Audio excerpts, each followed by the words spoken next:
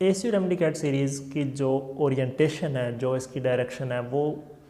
Maximum मैं कोशिश कर रहा हूँ कि जनरलाइज्ड हो, ताकि किसी भी टाइम पर किसी भी ईयर में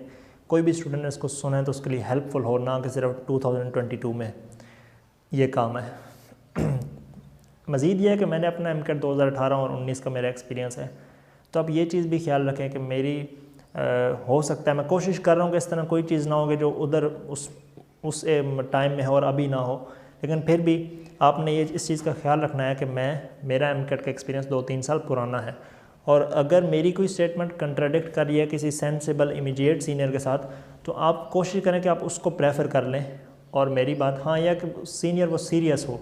ठीक है, अगर वो जोक कर रहा है, कोई मजाक में बात कर रहा है, तो फिर आप उसको सीरियस ना लें। लेकिन अगर मेरी कोई ऐसी स्टेटमेंट हो कि जो आप समझते हैं कोई ऐसा इमीडिएट सीनियर जो उस पर अच्छी तरह गाइड कर रहा है, तो आप उसको ले लें, ठीक है। मैं देखता हूँ कुछ लोग होते हैं कि जिन्होंने 5 साल पहले एमकेट दिया होता है और वो बिल्कुल यानी कि बड़े कॉन्फिडेंस के साथ ना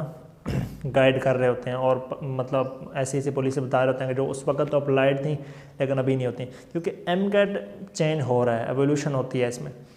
तो विद टाइम यानी कि इसमें चेंजिंग आती रहती है। खैर, लेकिन अभी हम बात करेंगे कि जो अभी इन पिछले 1-2 सालों में कोई सीन चला है कि बच्चों को कंप्लेंट्स होती है कि एमसीक्यूज़ जो हैं वो सिलेबस से बाहर आते हैं, एमसीक्यूज़ जो हैं वो दूसरी बुक्स से आते हैं, और इस तरह की चीज़ें। एक तो ये है कि कुछ लोग ऐसे होते हैं कि जो फेल हो जाते हैं, तो फिर उनके एक्सक्यूजेज होते हैं इस तरह के, भाई सिलेबस से बाहर से आया और बुक्स जनाब, इस तरह की चीज़ें। एक तो ये है कि कुछ लोग ज़्यादा इसमें एग्जैगरेशन करके बात करते हैं, लेकिन कुछ लोग जेन्युइन बात भी कर रहे होते हैं। तो अभी मैं बताऊंगा कि इसमें अगर मेरे पास इस सिचुएशन होती तो मैं क्या करता और आपको क्या करना चाहिए। आप ऐसे करो, आप पिछले साल का पेपर लो 2021 का, और उसको रीड करो। बायोलॉजी आपने लिया, आपने सारा रीड किया, आप हर एमसीक्यूज़ को देखो, हर एमसीक्यूज़ को देखो कि वो कहाँ कहाँ से आया है। कोई एमसीक्यू आपको अपने सिलेबस पढ़ा होगा ना, एक बार सिलेबस आप पढ़ लें, फिर आपको ये एमसीक्यूज़ लगे कि जो आप समझते हैं कि बाहर से आया है, ठीक है, आप उसको अपने बुक में से देखें, अगर आपको मिलता है ठीक है, अगर आपको नहीं मिलता फिर आप देखें कि वो कहाँ से आए। एक चीज़ आप ख्याल रखें कि सिर्फ ये कहना कि भाई चूँकि ये वर्डिंग फेडरल वाली है, कंसेप्ट तो यहाँ पर मौजूद होता है, और सिर्फ क्योंकि लाइंस और वर्ड्स वो फेडरल वाले होते हैं तो आप कह देते हैं कि भाई ये तो हमारी बुक से आया नहीं है, ये तो आउट ऑफ सिलेबस एमसीक्यूज़ है। तो इतने लकीर के फ़कीर आप ना बने, क्योंकि आगे मेडिसिन में तो मतलब पूरा ग्लोबल सिस्टम है ये, और एक सब्जेक्ट की 3-3 4-4 बुक्स हैं, तो इधर आप क्या करेंगे, ठीक है, कहीं किसी भी बुक से एमसीक्यूज़ आ जाता है। तो इस तरह की चीज़ें यहाँ पर होती हैं। तो कंसेप्ट अगर एज लॉन्ग एज कंसेप्ट वहाँ से आपकी बुक में है पीटीबी में, तो आप उसको अपने सिलेबस में से ही समझो, ठीक है, और अपनी बुक को अच्छे तरीके से समझने की कोशिश करो। लेकिन फिर भी आप समझते हैं कि यार बायोलॉजी मैंने देखी है, उसके 10 एमसीक्यू फेडरल्स आए हैं और उसका बिल्कुल नामो निशान ही हमारी बुक में नहीं है,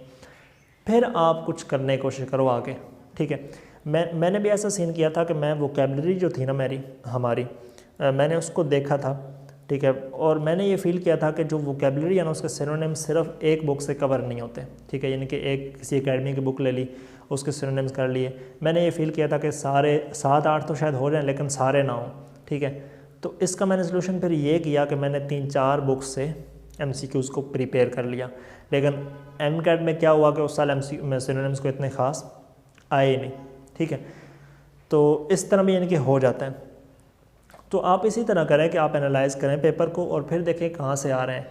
इसमें पहला स्टेप फिर आप क्या कर सकते हैं, अगर आप वाकई फील करें कि कुछ एमसीक्यूज़ बाहर से आ रहे हैं, तो आप इस तरह करें कि आप कोई नोट्स ऐसे लें, और जो मैंने इमीडिएट जूनियर्स जो हैं मेरे अभी यानी कि जो रिसेंटली आए उनसे मैंने पूछा है, वो यही कहते हैं कि बायोलॉजी में से आई हैं चीज़ें ऊपर नीचे से, और उसके लिए वो कुछ जूनियर से सुना है कि वो नोट्स वगैरह का इस्तेमाल कर लेते हैं। तो मैं यही रिकमेंड करूँगा कि या तो आप नोट्स ले लें कोई ऐसे, या फिर यह है कि आप ऐसे टेस्ट वगैरह सॉल्व करें। कई ऐसे टेस्ट होते हैं कि जिनमें फेडरल के भी पॉइंट्स साथ में यानी कि एमसीक्यूज़ में डाले होते हैं, वो ऐसा पीटीबी में नहीं होते। तो इस तरह की आप यानी कि चीज़ें कर सकते हैं। लेकिन फिर भी आप समझते हैं कि नहीं पूरी बुक करने से ही काम चलेगा, नोट्स वगैरह से भी, फिर आप शायद पूरी बुक ही कर लें। लेकिन अगर आपके पास टाइम है तभी आप कर पाएंगे ना। पहली प्रायोरिटी आपकी पीटीबी है, पीटीबी आपने हर सूरत में अच्छी तरह प्रिपेयर करनी है, या फिर आपकी जो करस्पॉन्डिंग बुक है वो अपने हर सूरत में प्रिपेयर करनी है। फेडरल के हैं तो फेडरल की आप प्रिपेयर करेंगे, वो तो आपको प्राइमरी बुक्स हैं, वो आपने करनी है। उसके बाद अगर आपके पास टाइम है तो आप करें, ठीक है, आप टाइम वेस्ट ना करें, आप सारा टाइम इसमें लगा दें, आप ना हैंगआउट्स करें, ना आप सोशल मीडिया पर टाइम वेस्ट करें, आप ना मतलब मीम्स बनाते रहें, ठीक है। तो आप टाइम लगाएं, लेकिन अगर आपके पास टाइम ही नहीं है तो फिर आप क्या करेंगे, ठीक है। तो इस तरह से एक प्लान बनाएं, कुछ स्केड्यूल बनाएं इस हवाले से और इसको लेकर चलें। लेकिन मैंने जो सुना है वो यही है कि फेडरल की बुक बायोलॉजी, इसमें से कुछ चीज़ें आती हैं और यही इस पर ही आप मेन फोकस रखें। बाकी ये कि आप पास्ट पेपर को मुकम्मल तौर पर जो पिछले रिसेंट ईयर्स के हैं उसको एनालाइज़ करें और उसके मुताबिक अपनी तैयारी की डायरेक्शन बनाएं। पास्ट पेपर्स इस हवाले से हेल्पफुल होते हैं कि आपकी जो ओरिएंटेशन होती है तैयारी की, एक तो आप असेस कर पाते हैं ख़ुद को कि क्या मैं इस लेवल तक पहुँचा हूँ, क्या मैं MCQ सॉल्व कर पा रहा हूँ, और साथ में ये भी होता है कि आपको समझ आती है कि पेपर की ओरिएंटेशन क्या चल रही है रिसेंट ईयर्स में। तो इस तरह आप अपने आप को इस चीज़ को हैंडल कर सकते हैं।